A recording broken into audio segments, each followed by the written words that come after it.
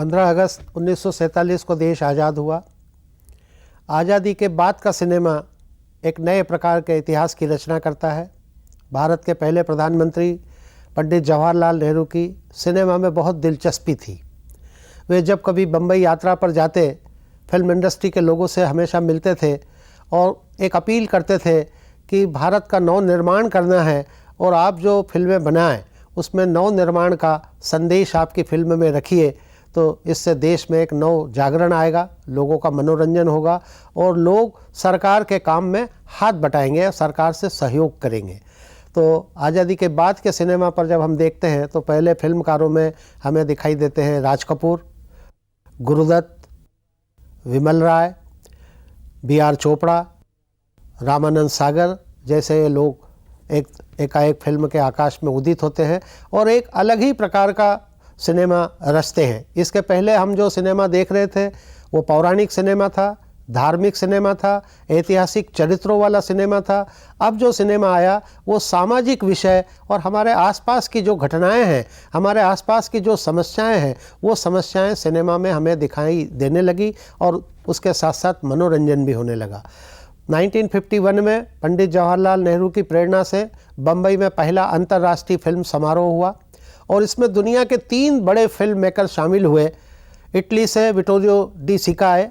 Vittorio D सिका विश्व cinema में नियो रियलिज्म के लिए जाने जाते हैं, नव यथार्थवाद।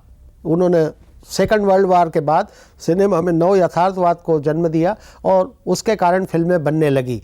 यानी यदि आपके पास कोई भी साधन नहीं है, स्टूडियो भी नहीं है, कलाकार भी नहीं है, किसी प्रकार की कोई फैसिलिटी नहीं है, अपने कंधे पे कैमरा रखिए और सड़कों पर फिल्म बनाइए। इस तरह की फिल्में उन्होंने बनाई। बाइसिकल थीव्स इसका सबसे बड़ा उदाहरण है।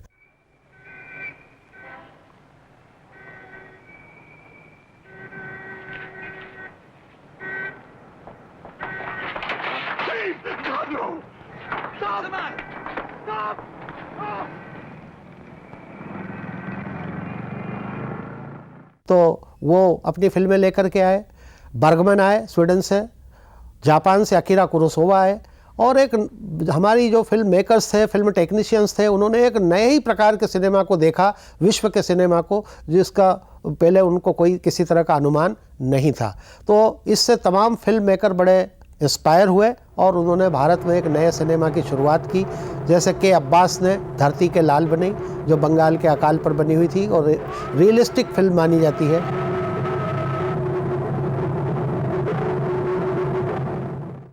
विमल राय ने 2 बीघा ज़मीन फिल्म बनाई, जिसमें गांव से शहर कैसे लोग जाते हैं, गांव कैसे उजड़ रहे हैं, शहरों की ओर कैसे पलायन हो रहा है, रोजगार की तलाश में आदमी कैसे भटकता है, उसको उन्होंने विटोरियो द सिका से प्रेरित होकर फिल्म बनाई।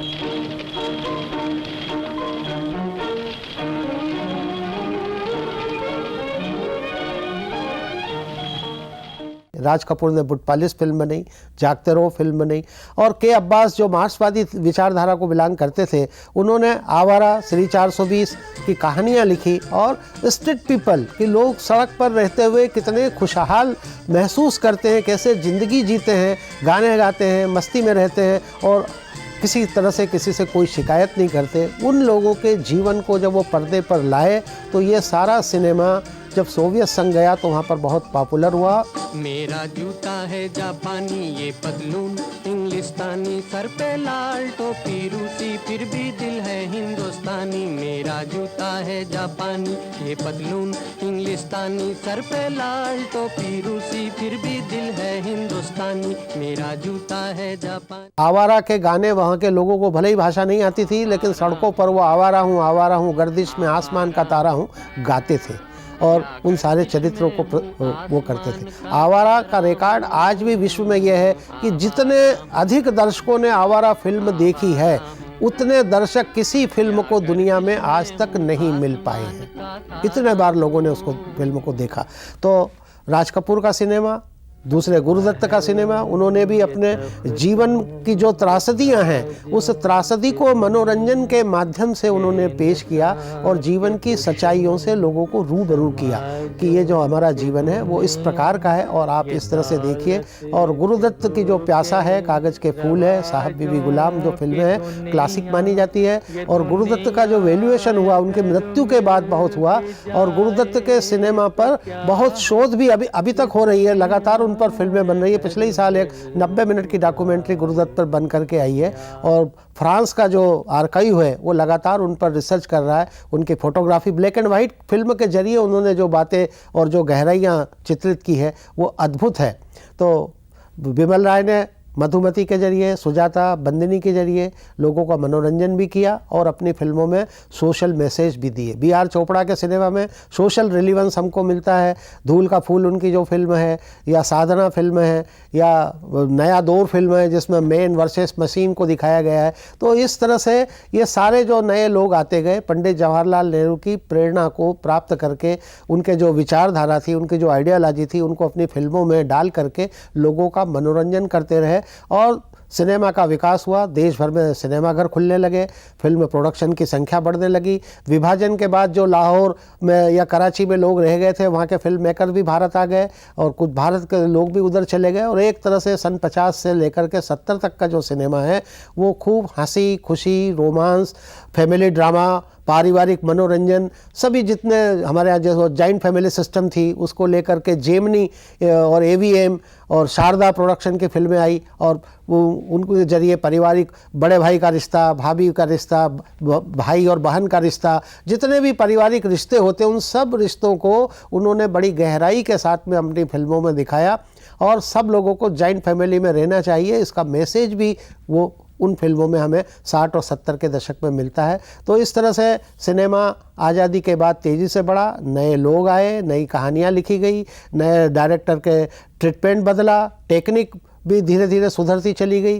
कुछ चंबल के डाकुओं गब्बर सिंह को गुजरे हुए कितने ही फिल्मों को आए हुए कितने ही बरस बीत गए, लेकिन आज भी गब्बर सिंह हमारे दिल दिमाग में दर्ज है और कई माताएं बच्चों को उसका नाम लेकर तब भी सुलाती थी और आज भी सुलाती है।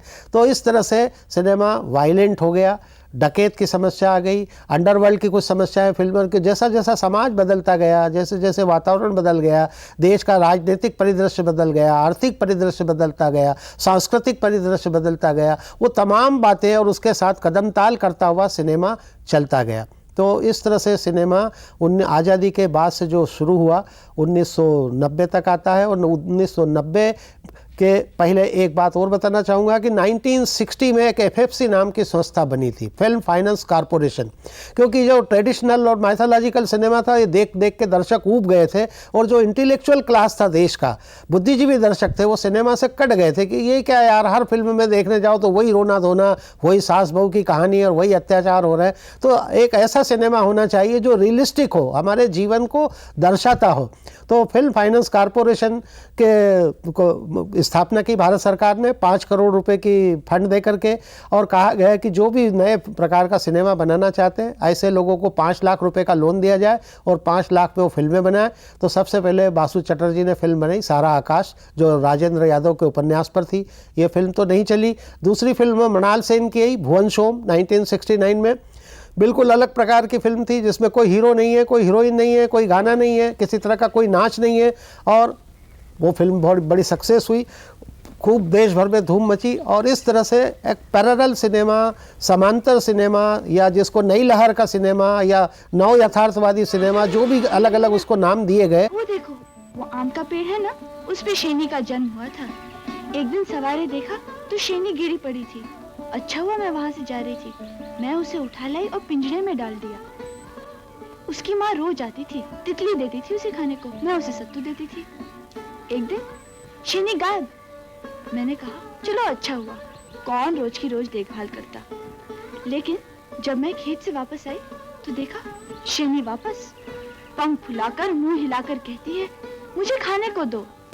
बस उस दिन से रोज सवारे चली जाती है और ठीक खाने के वक्त लौट। एक अलग प्रकार के सिनेमा ने जन्म लिया और एक नए प्रकार के डायरेक्टर और कलाकार हमारे सामने आए, जिनमें से कुछ नाम मैं देना चाहूँगा, जैसे श्याम बेनेगल, गोविंद निहलानी, केतन मेहता, सईद मिर्जा, सई परांजपे, प्रकाश झा, और इन्होंने अपने अपने स्तर पर अपने अपने स्थानों पर रह करके इतना अच्छा सिनेमा बनाया कि जो हमारे जीवन के नज़दीक रहा, और जो बुद्धिजीवी दर्शक सिनेमा से कट गया था वो भी सिनेमा देखने के लिए आने लगे।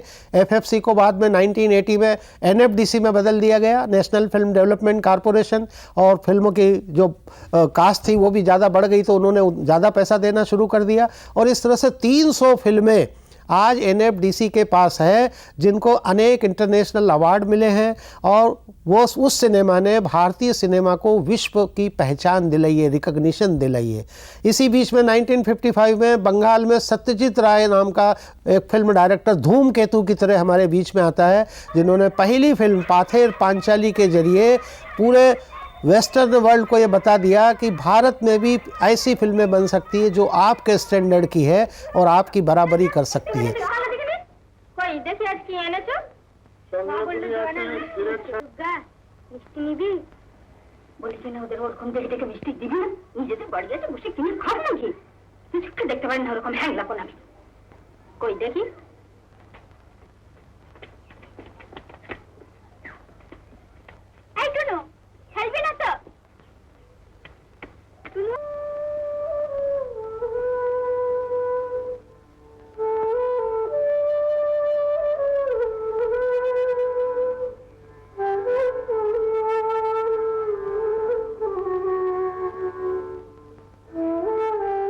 पाथेर पांचाली की वो पूरी ट्रायलॉजी है, पाथेर पांचाली, अपूर्व संसार, अपराजितो, ये तीनों फिल्में विभूति भूषण बंदोपाध्याय के उपन्यास पे बनी है, और अपू ट्रायलॉजी के नाम से आज भी विश्व में जानी जाती है, और अमेरिका और यूरोप के कई यूनिवर्सिटीज़ में टेक्स्ट फिल्म के रूप में पढ़ाई जाती है। तो सत्यजीत राय ने भी भारतीय सिनेमा को अंतर्राष्ट्रीय पहचान दी। उनके सिनेमा को हम एक लाइन में यदि डिफाइन करने को कहा जाए तो यूँ कहेंगे universal meaning in regional cinema, क्योंकि बांग्ला भाषा एक पर्टिकुलर रीजन में बोली जाती है तो रीजनल सिनेमा है, लेकिन उसकी जो भाषा है, फिल्म का जो कंटेंट है, वो पूरा यूनिवर्सल अपील रखता है। तो इस तरह से सत्यजीत राय का सिनेमा, और बंगाल के उनके जो मृणाल सेन है, ऋत्विक घटक है, बाद में गौतम घोष आए, उत्पलेंदु चक्रवर्ती आए, ऋतुपर्णो आए, अपर्णा सेन है, ये तमाम लोगों ने, और दक्षिण भारत की यदि हम चर्चा करें तो अदूर गोपाल कृष्णन है, जी अरविंदन है, गिरीश कासरवल्ली है, बी कारंत है, गिरीश कर्नाड है, इन सब लोगों ने रीजनल सिनेमा को भी इंटरनेशनल लेवल पर ये लोग ले गए, और भारत का सिनेमा इस तरह से आज जो सरताज बना है, पूरे विश्व का सिरमौर सिनेमा बना है, उसमें सिर्फ हिंदी सिनेमा या बम्बैया सिनेमा का ही हाथ नहीं है। हमारे यहाँ की मलयालम हो, कन्नड़ हो, तेलुगु हो, तमिल हो, बांग्ला हो, असमी हो, सभी भाषाओं के सिनेमा ने हमारे सिनेमा को रिच बनाया है। तो ये बीच में एक अलग प्रकार का सिनेमा आ गया था जिसको हम समांतर सिनेमा या नई लहर के सिनेमा से जानते हैं। इस बीच में एक और कुछ लोग मिडिल पाथ सिनेमा लेकर के आए, जिसमें गुलजार है, ऋषिकेश मुखर्जी है, बासु चटर्जी है और बासु भट्टाचार्य है, कि आपकी फिल्म में सुपरस्टार काम कर रहे हैं, और म्यूज़िक भी है, गाने भी है, सब कुछ है, और फिल्म की कास्ट बहुत लो कास्ट में फिल्में बन रही है। तो उससे ये हुआ कि पूरा पारिवारिक मनोरंजन मिलता है। गुलजार की फिल्में देखिए या ऋषिकेश की देखिए, छोटे बच्चे से लेकर बूढ़े तक साथ बैठकर फिल्म देख सकते हैं। साफ़ सुथरी फिल्म है, गीत संगीत का उसमें आनंद आपको मिलेगा, रिलेशनशिप, इमोशंस, सेंटिमेंट्स सब आपको मिलेंगे, और एक साफ सुथरा मनोरंजन आपको दिया।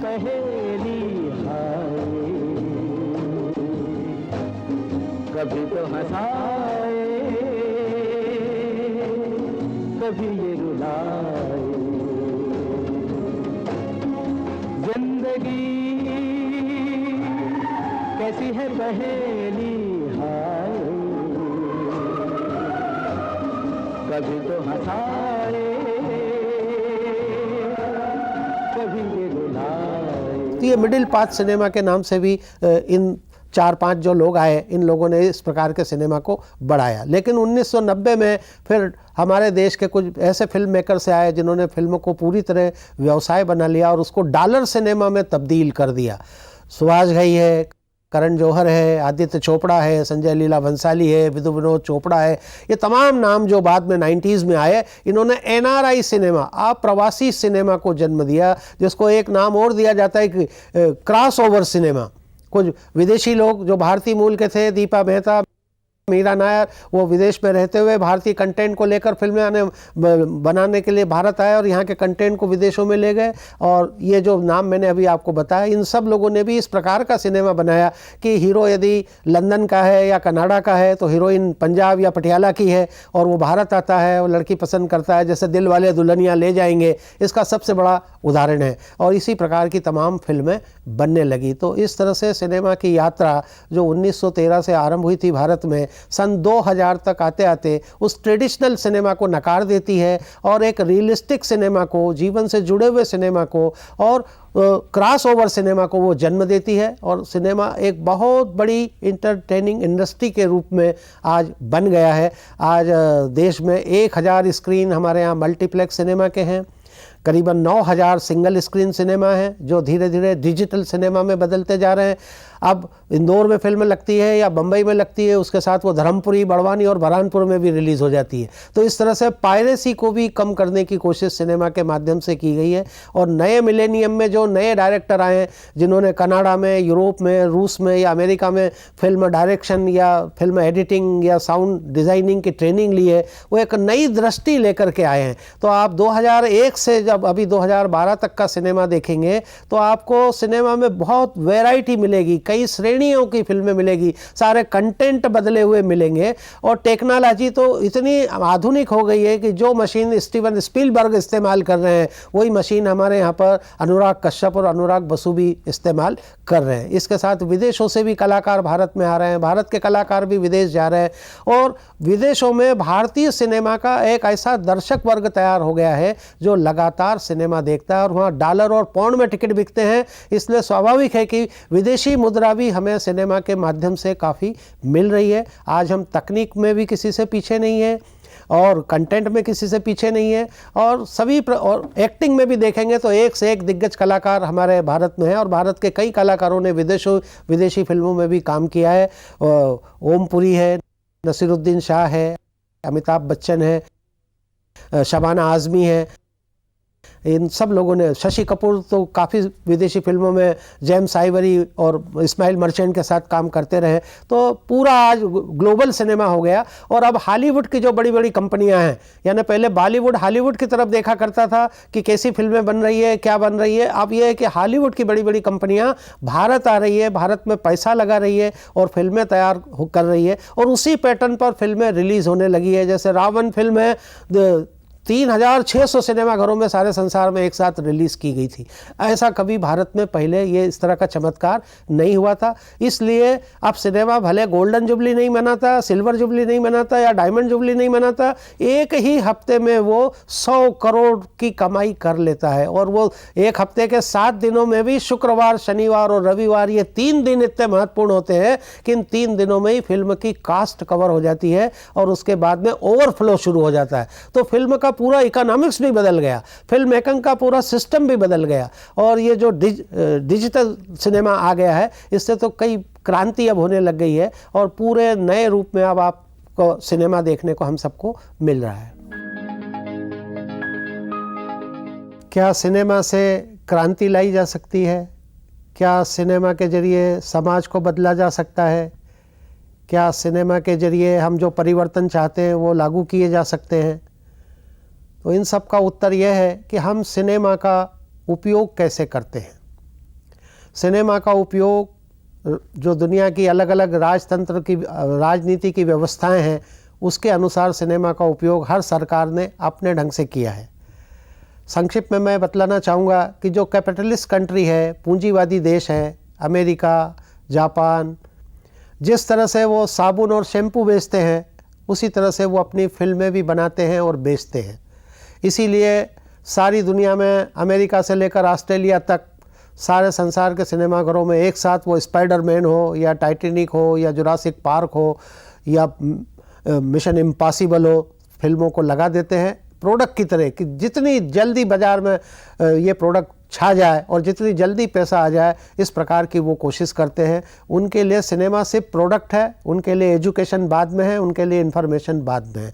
तो कैपिटलिस्ट कंट्रीज़ में सिनेमा का उपयोग प्रोडक्ट की तरह किया जाता है।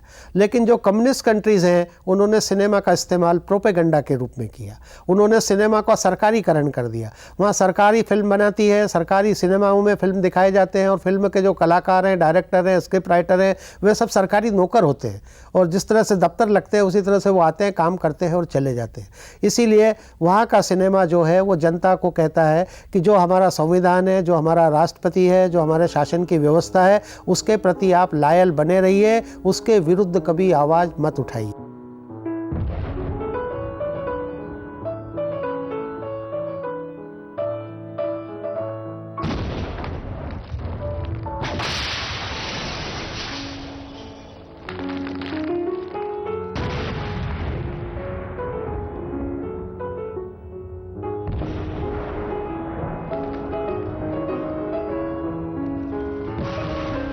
तो सोवियत संघ और उसका जो टूट करके अलग अलग देश हुए हैं, या पोलैंड है, या चेकोस्लोवाकिया है, यूगोस्लाविया है, हंगरी है, या चीन है, इन सब देशों का सिनेमा जो है वो उसका सरकारीकरण किया है और वो प्रोपेगेंडा के रूप में सिनेमा का इस्तेमाल कर रहे हैं। क्योंकि सिनेमा के माध्यम में जो ताकत है, उस ताकत को उन्होंने अपने पक्ष में कर लिया। तो साम्यवादी देशों का सिनेमा प्रचार का सिनेमा है। तीसरा है डेवलपिंग कंट्रीज़, विकासशील देशों का सिनेमा, जिसमें भारत भी शामिल है। हमने सिनेमा को इंटरटेनमेंट के रूप में लिया और उसका नतीजा ये हुआ कि 100 सालों के बाद भी सिनेमा हमारे यहाँ इंटरटेनमेंट ही बना हुआ है और उसी रूप में लोग फिल्म देखने के लिए जाते हैं। सिनेमा के जरिए सरकार बदलने की बात, क्रांति लाने की बात, बुराई के खिलाफ लड़ने की आवाज़ यदा कदा फिल्मों में दिखाई देती है और 100-125 फिल्में हर साल बनती है। उसमें 2-4 फिल्में ऐसी आती है जिसमें देशभक्ति या बदलाव या क्रांति या कोई आइडियालॉजी की बात की जाती है। बाकी तमाम फिल्में इंटरटेनमेंट पे जाकर के ख़त्म हो जाती है। इसलिए सिनेमा का सही इस्तेमाल डेवलपिंग कंट्रीज़ अभी तक नहीं कर पाए। चौथे नंबर पर आते हैं थर्ड वर्ल्ड या पिछड़े हुए देश, लैटिन अमेरिकन कंट्रीज़ है, अफ्रीका के देश हैं। यहाँ पर सिनेमा का बहुत सही इस्तेमाल हुआ। यहाँ छोटे छोटे देश हैं, पिछड़े हुए देश हैं, अभी भी वहाँ पर खाने की, पीने की, कपड़ों की, इलाज की, शिक्षा की अव्यवस्था है और वहाँ पर कई तानाशाह आकर के बैठ गए और उन तानाशाहों ने जो मन में आया वो किया। तो वहाँ पर सिनेमा का एक अंडरग्राउंड मूवमेंट चल रहा है कि जो फिल्म मेकर है वो चोरी चोरी फिल्में बनाते हैं, उनको यूरोप में डेवलपिंग प्रोसेसिंग करवाते हैं और फिर उन फिल्मों को चोरी चोरी वो अपने देशों में दिखाते हैं। ऐसे कई फिल्म मेकर अभी जेलों में बंद हैं। खासकर ईरान के में तो कई फिल्म मेकर को सरकार ने जेल में डाल दिया गया। जफर पनाही का मैं नाम लेना चाहूँगा, जिन्होंने जो फिल्म बनाई नहीं उसके अपराध में उनको 20 साल की सज़ा दे दी गई है। तो इन देशों में, पिछड़े हुए थर्ड वर्ल्ड के देशों में सिनेमा का उपयोग समाज को सत्ता तक के परिवर्तन में उन्होंने किया है कि फिल्म एक बनाई और आपने उसके शो कर दिए, 100-200 शहरों में लोगों ने देखा और सरकार का तख्ता पलट गया। तो सिनेमा एक बहुत बड़ी ताकत है। उस ताकत का सही इस्तेमाल भारत जैसे देश में सामाजिक सुधार के लिए, सामाजिक विषमताओं के लिए, अब अभावों से, गरीबी से, बेरोजगारी से लड़ने के लिए यदि किया जाए तो इससे अच्छा, इससे सस्ता और कोई माध्यम नहीं हो सकता। अब चूँकि भारत में सिनेमा के 100 साल पूरे होने जा रहे हैं, अभी 3 मई 2012 को उसकी शुरुआत हो गई है कि हमने 100वें साल में प्रवेश कर लिया है। 3 मई 2013 को फिर से सिनेमा अपने 101 शताब्दी पूरी करेगा और दूसरी शताब्दी में प्रवेश करेगा। तो ये एक बहुत अच्छा अवसर है विचार करने का, सोचने का, और जो अब तक नहीं किया है या जो गलती हम करते आ रहे हैं या सिनेमा का जैसा उपयोग हमारे देश में होना था जो हम नहीं कर पाए, अभी भी हम देर आए दुरुस्त आयत की तरह सिनेमा का यदि हम सही उपयोग करें तो देश में जो बुराइयां आ गई है, भ्रष्टाचार आ गया है और अनाचार आ गया है, शोषण बढ़ रहा है, सामाजिक अपराध बढ़ रहे हैं या महिलाओं पर कई तरह के अपराध बढ़ते जा रहे हैं, उन सब का मुकाबला हम सिनेमा के माध्यम से कर सकते हैं। तो जितने भी बुद्धिजीवी लोग हैं, समझदार लोग हैं, फिल्म लाइन में लगे हुए तकनीशियन लोग हैं और इस विचारधारा को बिलोंग करते हैं, उन्हें सिनेमा की ताकत का अंदाज लगाकर उसको सही इस्तेमाल की दिशा में उसकी दिशा मोड़ देनी चाहिए। तो एक बहुत अच्छी शुरुआत होगी।